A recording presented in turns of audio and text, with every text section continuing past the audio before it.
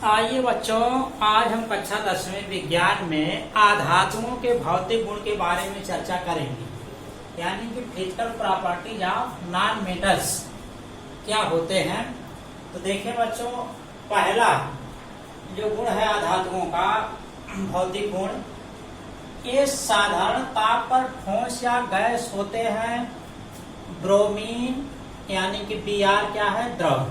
तो कहने का मतलब कि जो भी आधातुएं हैं बच्चों, साधारण ताप पर या तो ठोस होंगी या तो गैस होंगी, लेकिन उसी आधातु में ब्रोमीन एक ऐसा आधातु है जो क्या है, द्रव है। और दूसरा गुण है बच्चों आयोडीन एवं ग्रेफाइट। ग्रेफाइट बच्चों कार्बन का अपरूप होता है। ग्रेफाइट क्या है, कार्बन का अपरूप होता है। अपरूप बच्चों जब एक तत्व के दो या दो से अधिक रूप में पाए जाते हैं तब उसको बच्चों एक दूसरे के अपरूपक कहते हैं। एक बार फिर इसको हम अपरूप की चर्चा कर रहे हैं बच्चों कि कोई तत्व जब दो या दो से अधिक रूपों में पाया जाता है तो वे एक दूसरे के अपरूपक कहलाते हैं। तो देखिए बच्चों, यहाँ जो ग्रेफाइट है कार्बन का क्या है, अपरूप है। कार्बन का एक अपरूप बच्चों डायमंड होता है, को छोड़कर आधातुओं में विशेष चमक नहीं होती है। बच्चों देखिए, जो आधातु हैं आयोडीन एवं ग्रेफाइट को छोड़कर आधातुओं में विशेष चमक नहीं होते। तो केवल जो विशेष चमक होती है आयोडीन एवं ग्रेफाइट में पाया जाता है। बाकी जो आधातुएं हैं बच्चों उसमें विशेष चमक नहीं होती है। अगला गुण है बच्चों, इनमें कोई विशेष ध्वनि नहीं होती है। बच्चों इसमें आधातुओं में कोई विशेष ध्वनि नहीं पाई जाती है, यानी कि कोई विशेष ध्वनि ये नहीं उत्पन्न करते। अगला भौतिक गुण है बच्चों, देखिए आधातुएं प्रायः भंगुर यानी ब्रिटल होती हैं। यानी कि इनको बच्चों थोड़ा सा चोट पहुंचाया जाए तो ये क्या है, टूट जाती हैं। कई टुकड़ों में टूट जाएंगी बच्चों, तो प्रायः क्या है, ये भंगुर होते हैं। पांचवा नंबर है, यानी कि पांचवा भौतिक गुण है बच्चों, ग्रेफाइट को छोड़कर शेष आधातुएं उष्मा एवं विद्युत की कुचालक होती हैं। तो बच्चों आप ग्रेफाइट को छोड़ दीजिए, जो कार्बन का क्या है, अपरूप है। तो ग्रेफाइट को अगर छोड़ दे तो शेष जो आधातुएं हैं बच्चों, ये उष्मा और विद्युत की क्या होती हैं, कुचालक होती है, यानी कि सुचालक नहीं होती हैं। यानी कि इनमें से उष्मा और विद्युत धारा का प्रवाह नहीं होता है। केवल बच्चों ग्रेफाइट में ही उष्मा और विद्युत का क्या है, प्रवाह होता है। केवल बच्चों ग्रेफाइट में ही उष्मा और विद्युत का प्रवाह हो पाता है, और बाकी जो बच्चों का धातु है उसमें उष्मा और विद्युत का प्रवाह नहीं हो पाता। यानी कि हम कह सकते हैं कि जो शेष आधातुएं हैं ग्रेफाइट को छोड़कर, वे उष्मा और विद्युत की क्या होगी, कुचालक होंगी। अगला भौतिक गुण है बच्चों, इनका आपेक्षिक घनत्व प्रायः कम होता है। प्रायः का मतलब बच्चों अक्सर कम होता है। और एक चीज बच्चों देखिए, यहाँ आपेक्षिक घनत्व कहा जा रहा है। घनत्व जो बच्चों होता है इंडिविजुअली होता है, यानी कि किसी निकाय का जो व्यक्तिगत घनत्व होता है उसको हम घनत्व बोलेंगे। लेकिन आपेक्षिक घनत्व की जो गणना की जाती है वो किसी के सापेक्ष की जाती है। किसी के सापेक्ष की गई गणना आपेक्षिक घनत्व कहलाता है। और जब हम उसका व्यक्तिगत डेंसिटी निकालेंगे तो केवल घनत्व कहलाएगा बच्चों। तो ये जो आधातुएं हैं बच्चों, इनका आपेक्षिक घनत्व प्रायः क्या होता है, कम होता है। आगे है बच्चों अगला भौतिक गुण, कुछ धातुएं पारदर्शी एवं कुछ अपारदर्शी होती हैं। तो कुछ आधातुएं बच्चों इसमें पारदर्शी भी होंगी और कुछ अपारदर्शी होंगी।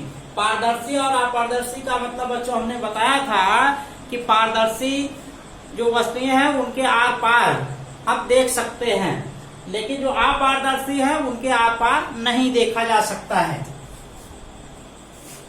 आधातुएं मुलायम होती हैं बच्चों जो अगला भौतिक गुण है अधातुओं का, अधातुएं क्या होती हैं? मुलायम यानी कि सॉफ्ट होती हैं।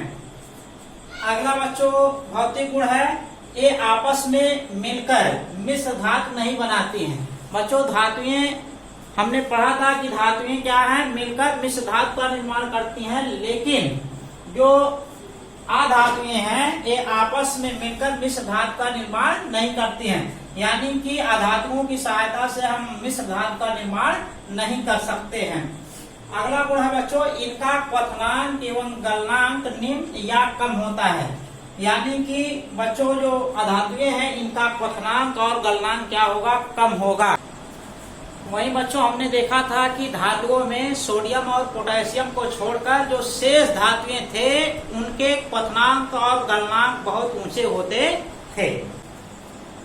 आगे देखिए बच्चों, अब हम अधातुओं के रासायनिक गुण यानी chemical properties of non metals के बारे में चर्चा करेंगे। पहला गुण है बच्चों तन अम्लों से क्रिया, यानी कि जब अधातुएं तन अम्लों से अपक्रिया होती है तो देखिए क्या अपक्रिया के दौरान बनता है। कहा जा रहा है कि बच्चों अधातुएं तन अम्लों से क्रिया करके हाइड्रोजन गैस विस्थापित नहीं करती। तन अम्लों से अगर अधातुएं अपक्रिया करेंगे तो हाइड्रोजन गैस का निर्माण नहीं होगा। वहीं पर आप बच्चों देखे थे कि जब तन अम्ल धातुओं से अपक्रिया करते थे तो हाइड्रोजन गैस विस्थापित होती थी, यानी कि हाइड्रोजन गैस का निर्माण होता है। एक बात बच्चों यहाँ समझ लीजिए, अगर ये बात आपको समझ में आ जाएगी तो जो यहाँ कहा जा रहा है कि अधातुएं तन अम्लों से क्रिया करके हाइड्रोजन गैस विस्थापित नहीं करती हैं, ये बात आपको समझ में आएगी क्यों अधातुएं तन अम्लों से अपक्रिया करने के बाद हाइड्रोजन गैस का विस्थापन नहीं करेंगे। देखिए बच्चों, जैसे मान लीजिए हमारे पास HCl अम्ल है, ये क्या है? अम्ल है। अगर ये टूटता है तो हाइड्रोजन आयन और Cl निगेटिव के रूप में टूट जाएगा। तो अब बच्चों ये जो आयन है, इसी आयन से हाइड्रोजन गैस H2 का निर्माण होना है। तो अब बच्चों ये बताइए कि जो हाइड्रोजन आयन है इसमें इलेक्ट्रॉन की कमी है। अगर इलेक्ट्रॉन की बच्चों कमी की पूर्ति होती है तो चूंकि बच्चों हम जानते हैं कि दो हाइड्रोजन परमाणु मिलकर H2 का निर्माण करते हैं।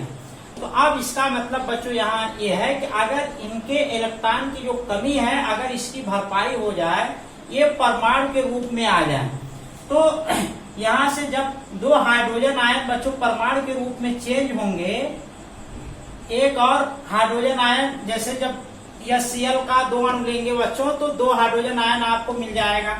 अगर दोनों आयन के इलेक्ट्रॉनों की कमी की भरपाई हो जाती है तो ये परमाणु के रूप में आएंगे और हाइड्रोजन गैस का निर्माण कर लेंगे। लेकिन बच्चों ये जो इलेक्ट्रॉन की कमी महसूस कर रहा हाइड्रोजन, उसको इलेक्ट्रॉन मिलेगा कहाँ से? देखिए बच्चों, इसको इलेक्ट्रॉन वहीं से मिलेगा जब कोई इलेक्ट्रॉन डोनर होगा, यानी कि कोई इलेक्ट्रॉन देने वाला होगा। हम बच्चों जानते हैं कि धातुएं इलेक्ट्रॉन त्यागने वाली होती हैं, यानी कि इलेक्ट्रॉन त्यागने की प्रवृत्ति धातुएं रखती हैं। तो बच्चों धातु से अगर ये अपक्रिया करता तो धातु में इलेक्ट्रॉन त्यागने की प्रवृत्ति होती, तो धातुएं इलेक्ट्रॉन त्याग कर हाइड्रोजन आयन को देते, तो जिससे हाइड्रोजन आयन हाइड्रोजन परमाणु में बदलता और 2 हाइड्रोजन परमाणु आपस में अपक्रिया करके H2 गैस का निर्माण करते। तो लेकिन बच्चों यहाँ हम ले रहे हैं आधात, तो आधात तो बच्चों इलेक्ट्रॉन खींचने वाला होता है, इलेक्ट्रॉन देने वाला नहीं होता है। तो जब बच्चों आधात इलेक्ट्रॉन खींचने वाला है तो बताइए हाइड्रोजन आयन को कैसे इलेक्ट्रॉन दे पाएगा? बच्चों देखिए, आधात ना तो इलेक्ट्रॉन दे पाएगा ना तो हाइड्रोजन आयन इलेक्ट्रॉन ले पाएगा। तो जब हाइड्रोजन आयन इलेक्ट्रॉन नहीं ले पाएगा तो ये हाइड्रोजन परमाणु के रूप में नहीं आएगा, तो H2 गैस का निर्माण नहीं हो पाएगा। तो बच्चों आधातुएं इलेक्ट्रॉन खींचने की प्रवृत्ति रखती हैं, जिसकी वजह से हाइड्रोजन आयन इलेक्ट्रॉन नहीं ग्रहण कर पाएगा, और जब हाइड्रोजन आयन इलेक्ट्रॉन नहीं ग्रहण कर पाएगा तो हाइड्रोजन आयन परमाणु के रूप में नहीं आ पाएगा। जब परमाणु के रूप में नहीं आ पाएगा तो बच्चों H2 गैस का निर्माण नहीं हो पाएगा।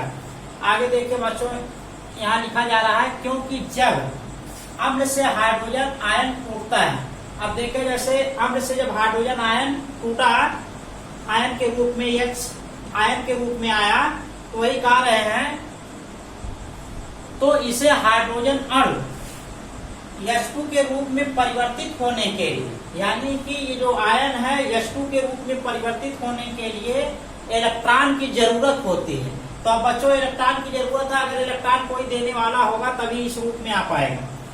परंतु अधातुएं इलेक्ट्रॉन क्या होती हैं, आकर्षी होती हैं, यानी कि इलेक्ट्रॉन खींचने वाली होती है, जिसके कारण हाइड्रोजन आयन इलेक्ट्रॉन ग्रहण नहीं कर पाता है। अगर धातुएं होती तो इलेक्ट्रॉन ग्रहण कर लेता, क्योंकि धातुएं इलेक्ट्रॉन देती, लेकिन यहाँ अधातु है, इलेक्ट्रॉन ये ग्रहण करने वाली हैं, इसलिए यह चयन इलेक्ट्रॉन नहीं ग्रहण कर पाएगा, जिससे H2 गैस का निर्माण नहीं हो पाता है। तो जो बच्चों ये परमाणु के रूप में ना आ पाएगा, न H2 गैस का निर्माण हो पाएगा। आगे देखिए बच्चों, अगली रासायनिक अभिक्रिया है ऑक्सीजन से अभिक्रिया, यानी कि अधातुएं जब ऑक्सीजन से अभिक्रिया करती है तो कौन सा प्रोडक्ट बनाती है। देखिए बच्चों, अधातुएं ऑक्सीजन से अभिक्रिया करके प्रायः अम्लीय ऑक्साइड का निर्माण करती हैं, और इनके संयोग से उदासीन ऑक्साइड का भी निर्माण होता है, लेकिन अक्सर बच्चों अम्लीय ऑक्साइड का निर्माण होता है। देखिए कहा जा रहा है कि अधातुएं ऑक्सीजन से संयोग करके प्रायः अम्लीय ऑक्साइड का निर्माण करते हैं, यानी कि हम कह सकते हैं कि बच्चों ज्यादातर अधातुओं के जो ऑक्साइड हैं वो कैसे हैं, अम्लीय हैं। तो देखिए कुछ अम्लीय ऑक्साइड के उदाहरण दिए गए हैं, जैसे कार्बन डाइऑक्साइड। कार्बन डाइऑक्साइड बच्चों आपका अम्लीय ऑक्साइड है, यानी कि इसमें अम्ल का गुण है। उसी तरह बच्चों आगे है फास्फोरस पेंटाऑक्साइड। देखिए पेंटा शब्द आता है बच्चों 5 के लिए, अगर 5 है तो उसके लिए पेंटा शब्द का प्रयोग होगा। अगर देखिए बच्चों 2 है तो डाई का प्रयोग होता है, 3 है तो ट्राई का प्रयोग होता है, और 4 है तो टेट्रा का प्रयोग होगा। 5 के लिए पेंटा, 6 के लिए हेक्सा, 7 के लिए हेप्टा, 8 के लिए आक्ट, और 9 के लिए नान, और 10 के लिए डेक का प्रयोग होता है। उसी तरह अगर बच्चों 1 है तो उसके लिए मोनो शब्द का प्रयोग किया जाता है। यहाँ बच्चों 5 ऑक्सीजन है, इसलिए फास्फोरस पेंटाऑक्साइड। और बच्चों एक चीज देखें, केवल इन्हीं के लिए हम पेंटा शब्द का प्रयोग करेंगे, इनके लिए डाई का प्रयोग नहीं करेंगे। यानी कि जो फास्फोरस के अणुओं की संख्या है, फास्फोरस है, इसमें हम डाई का प्रयोग नहीं करेंगे उपसर्ग के रूप में। तो यहाँ देखिए बच्चों केवल पढ़ेंगे फास्फोरस पेंटाऑक्साइड। तो यानी कि जो लास्ट में बच्चों संख्या होती है उन्हीं के लिए हम उपसर्ग का प्रयोग करते हैं, क्योंकि जब बच्चों इनकी संख्या निर्धारित होगी तो उसी के हिसाब से इनकी संख्या होती है, तो इसलिए इनकी संख्या बताने की हमको जरूरत नहीं होगी। जब इनकी संख्या निर्धारित होगी तो ये अपने आप बच्चों संख्या निर्धारित हो जाएगी, क्योंकि हमने बताया था कि जब भी चार्जों की संख्या इनकी होगी धनात्मक और ऋणात्मक की, वो आपस में क्या होंगी, बराबर होंगी। तो अब बच्चों देखिए जैसे यहाँ ऑक्सीजन पर कितना 2 चार्ज होता है, तो ऋण 10 आ गया ऑक्सीजन पर। तो फास्फोरस पर कितना होता है 5 + 5। यहाँ देखेंगे क्योंकि बाध्यम कक्षा में 5 इलेक्ट्रॉन है, इसलिए 5 और 5 गुना 10 पॉजिटिव के रूप में बन जाएगा, अगर आयन के रूप में इनको समझते हैं। तो ये देखिए बच्चों इन्हीं की संख्या से इनकी संख्या निर्धारित हो जाती है, इसलिए इनके लिए हम जो 2 है उपसर्ग का प्रयोग नहीं करेंगे। आगे देखिए बच्चों उसी तरह अब क्लोरीन की जो संख्या 2 है, 2 का प्रयोग डाई शब्द का प्रयोग नहीं करेंगे, केवल इनके लिए प्रयोग करेंगे। केवल यहाँ क्लोरीन कहेंगे, क्लोरीन। अब ये 7 है, 7 के लिए हमने बताया हेप, यानी कि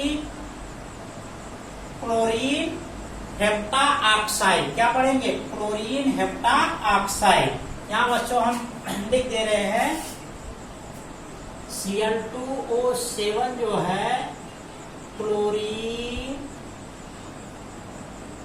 हेप्टा ऑक्साइड। 5 है तो यहाँ पेंटा हो जाएगा 5 के लिए। आदि अम्लीय ऑक्साइड है, ये सब क्या है, अम्लीय ऑक्साइड है। लेकिन बच्चों देखिए कार्बन मोनोऑक्साइड, यहाँ 1 ऑक्सीजन है इसलिए मोनो शब्द का प्रयोग किया जाएगा। कार्बन मोनोऑक्साइड, इसको हम लिख दे रहे हैं यहाँ carbon mono oxide. Carbon mono oxide ये बच्चों हो गया, ये कार्बन मोनोऑक्साइड हो गया। आगे है बच्चों नाइट्रस ऑक्साइड, और ये क्या है नाइट्रिक ऑक्साइड, आज उदासीन है। देखिए बच्चों हम यहाँ आपको स्पष्ट कर दे रहे हैं, नाइट्रोजन के 5 ऑक्साइड होते हैं। नाइट्रोजन के कुल कितने ऑक्साइड होते हैं? 5 ऑक्साइड होते हैं। आप इनको ऐसे समझिए, देखिए नाइट्रोजन के 5 ऑक्साइड हैं, तो नाइट्रोजन पर देखिए बच्चों एक चीज हमने बताया कि हमेशा किसी यौगिक का निर्माण धनात्मक और ऋणात्मक की सहायता से होगा। अब बच्चों जो ज्यादा विद्युत ऋणी होगा वो ऋण आयन का काम करेगा, और उससे जो कम होगा वहीं पर धनायन का काम करेगा। और ये बच्चों कोई जरूरी नहीं है कि अगर ये कहीं धनायन का काम कर रहा है तो हमेशा धनायन का ही काम करेगा। वो निर्भर करता है कि जिस तत्व से वो जुड़ रहा है उन दोनों में विद्युत ऋणात्मकता की तुलना की जाती है। जिसमें ज्यादा विद्युत ऋणात्मकता होती है वो ऋणायन का काम करता है, और जिसमें विद्युत ऋणात्मकता कम होती है वो धनायन का काम करता है। अभी देखिए बच्चों हम यहाँ स्पष्ट कर दे रहे हैं कि जैसे क्लोरीन पर एक निगेटिव चार्ज होता है, हम जानते हैं, और ऑक्सीजन पर कितना 2 निगेटिव चार्ज होता है। अगर इनके निगेटिव चार्ज के हिसाब से देखें तो बच्चों ये संभव ही नहीं है कि ये दोनों जुड़ेंगे।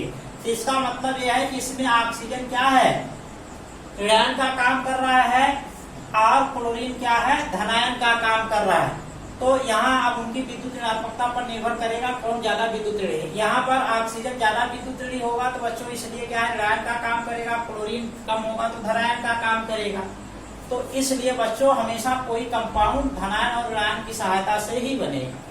तो अब आगे देखिए बच्चों इनको समझ सकते हैं। और ये चीज बच्चों आप ये भी जानिए कि जब विद्युत ऋणात्मकताओं में ज्यादा अंतर होता है तब वैद्युत संयोजी कंपाउंड का निर्माण होता है। अगर बच्चों विद्युत ऋणात्मकता में बहुत कम अंतर होता है तो सहसंयोजी बांड का निर्माण होगा।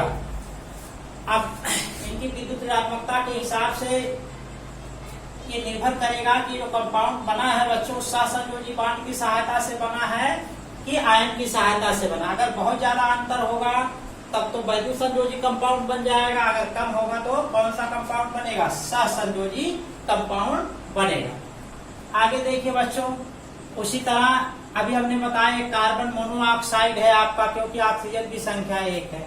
और हम यहाँ आगे चल रहे थे कि नाइट्रोजन के 5 ऑक्साइड है बच्चों। इनको समझने के लिए नाइट्रोजन के 5 ऑक्साइड को अगर बच्चों देखिए ऑक्सीजन पर हम जानते हैं कि 2 ऋण चार्ज होता है। अगर बच्चों आयन की सहायता से इनको समझते हैं तो 5 ऑक्साइड है तो ऑक्सीजन पर बच्चों जो चार्ज है वो हमेशा क्या होगा बराबर होगा, 2 ऋण चार्ज होगा। तो अब 5 ऑक्साइड बनाने के लिए नाइट्रोजन पर जो चार्जों की संख्या है इनको बदलते जाइए। 1 π2 चार्ज, 2 π2 चार्ज, इस पर कितना 3 π2 चार्ज कर लीजिए, अगले पर 4 π2 चार्ज, अगले पर कितना कर लेंगे 5 π2 चार्ज मान लीजिए।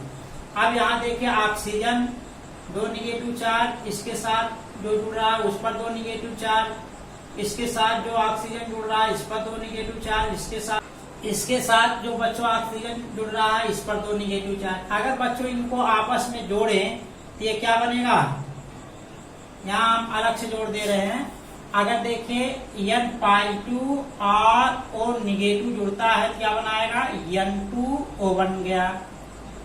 और इनके साथ जुड़ेगा बच्चों N double π2 O double negative के साथ जुड़ता है क्या बनेगा NO बन जाएगा, क्योंकि N2O2 लिखेंगे बच्चों जब सरलतम अनुपात देंगे तो NO बन जाएगा। उसी तरह जब इनके साथ जुड़ेगा क्या बन जाएगा बच्चों N3 π2 और O2 निगेटिव क्या हो जाएगा N2O3।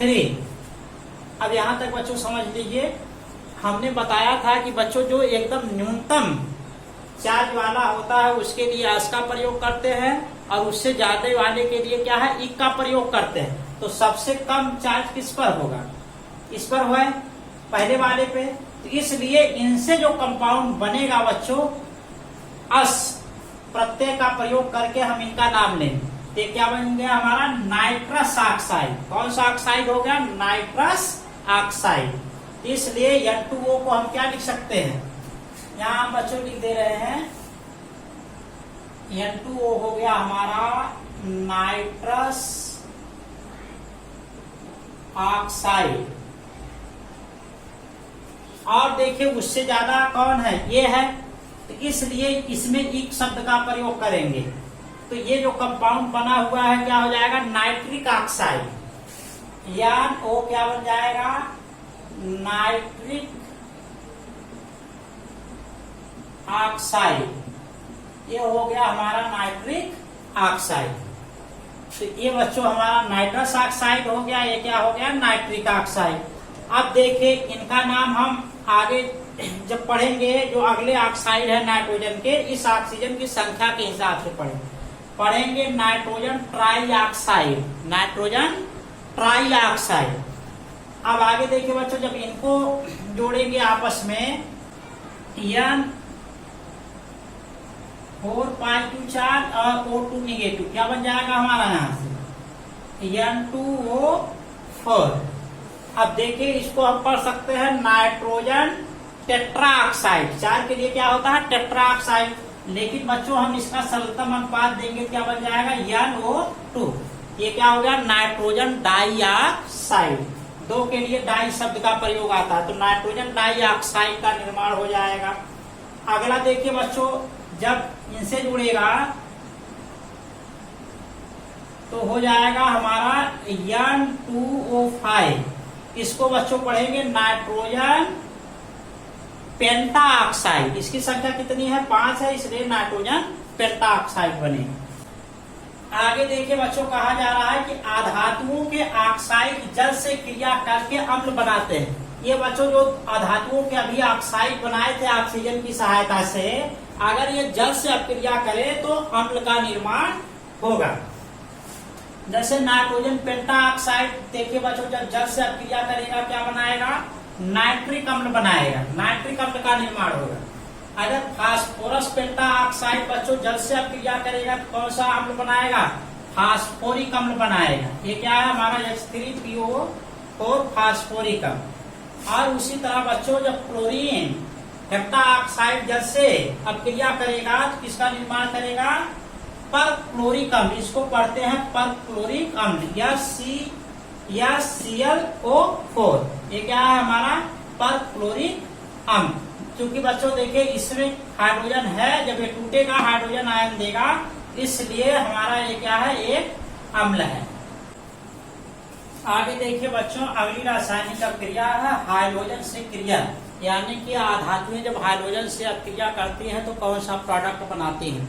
देखिए बच्चों, हाइड्रोजन शब्द जो आया है, मेंडेलिव की आवर्त सारणी जब पढ़ेंगे बच्चों, 7वां समूह, मेंडेलिव की आवर्त सारणी में 7वां समूह, यानी कि जो 7वां समूह है, उन्हीं तत्वों को हम बोलते हैं हाइड्रोजन परिवार के तत्व। तो हाइड्रोजन जो समूह है बच्चों, उसमें आते हैं आपका fluorine, bromine, iodine, eighty astatine. तो ये बच्चों हाइड्रोजन समूह है, हाइड्रोजन परिवार के तत्व।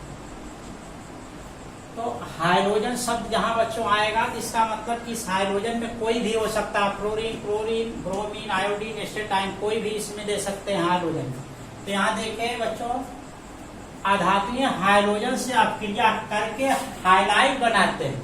हाइड्रोजन की सहायता से जो भी कंपाउंड बनेगा वो बच्चों क्या होगा, हाइलाइट के नाम से जाना जाएगा। यानी कि हाइड्रोजन से बनने वाले जो कंपाउंड होंगे वो क्या होंगे, हाइलाइट कहलाएंगे।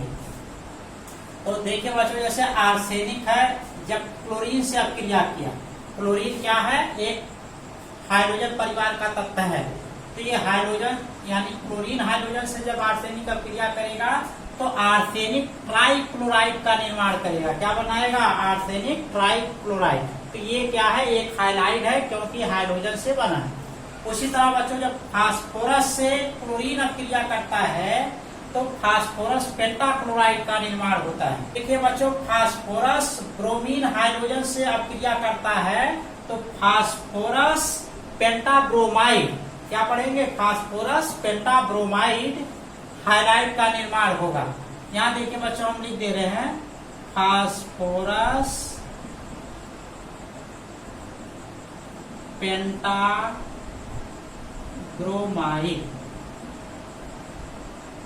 फास्फोरस पेंटाब्रोमाइड।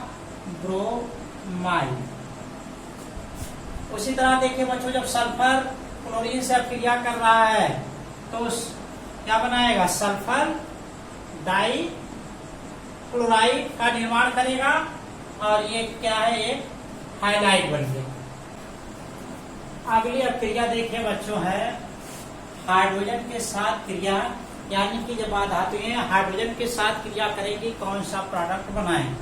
देखिए बच्चों, हमने बताया था कि जब धातुएं हाइड्रोजन से क्रिया करती थी तो अस्थायी हाइड्राइड का निर्माण करती थी, क्योंकि बच्चों हाइड्रोजन की विद्युत ऋणात्मकता बहुत कम होती थी, वो इलेक्ट्रॉन त्यागने की प्रवृत्ति रखता था। अगर धातु से जुड़ता था बच्चों तो धातुओं में इलेक्ट्रॉन त्यागने की प्रवृत्ति होती थी, जिसकी वजह से बच्चों ये अस्थायी हाइड्राइड का निर्माण करते थे। लेकिन बच्चों जब हाइड्रोजन अधातुओं के साथ अब क्रिया करेगा तो चूंकि अधातु क्या है, इलेक्ट्रॉन खींचने वाले हैं, उनकी विद्युत ऋणात्मकता ज्यादा है और हाइड्रोजन इलेक्ट्रॉन त्यागने की प्रवृत्ति रखता है। तो बच्चों जब धनायन और ऋणायन आएंगे और जब विद्युत ऋणात्मकता ज्यादा होगी तो इनके बीच जो बॉन्ड बनेगा बच्चों वो बहुत मजबूत बनेगा, तो जिसकी वजह से क्या होंगे, अस्थायी होंगे, ना कि अस्थायी होंगे। बल्कि अधातुओं के जो हाइड्राइड बनेंगे वो कैसे होंगे, अस्थायी होंगे। तो कहा जा रहा है कि अधातुएं हाइड्रोजन से संयोग करके अस्थायी हाइड्राइड बनाते, वहीं जबकि बच्चों धातुएं जो है हाइड्रोजन से संयोग करके अस्थायी हाइड्राइड बनाती थी। जैसे देखिए नाइट्रोजन जब हाइड्रोजन से संयोग करेगा तो अमोनिया गैस का निर्माण करेगा, और ये क्या है, नाइट्रोजन अधातु है और जब अधातु हाइड्रोजन से संयोग किया तो ये क्या है, एक अधात्विक हाइड्राइड बनाएगा। तो ये हमारा क्या है, हाइड्राइड है, इसको बोलते हैं बच्चों क्या, अमोनिया। और जब फास्फोरस हाइड्रोजन से क्रिया करेगा क्या बनाएगा, इसको बच्चों बोलते हैं फास्फीन। क्या है ये, फास्फीन है। और ये देखिए जब आर्सेनिक बच्चों हाइड्रोजन से संयोग करेगा तो आर्सेनिक ट्राईहाइड्राइड बना देगा। ठीक है बच्चों, अगले टॉपिक को हम अगले वीडियो के लेक्चर में चर्चा करेंगे।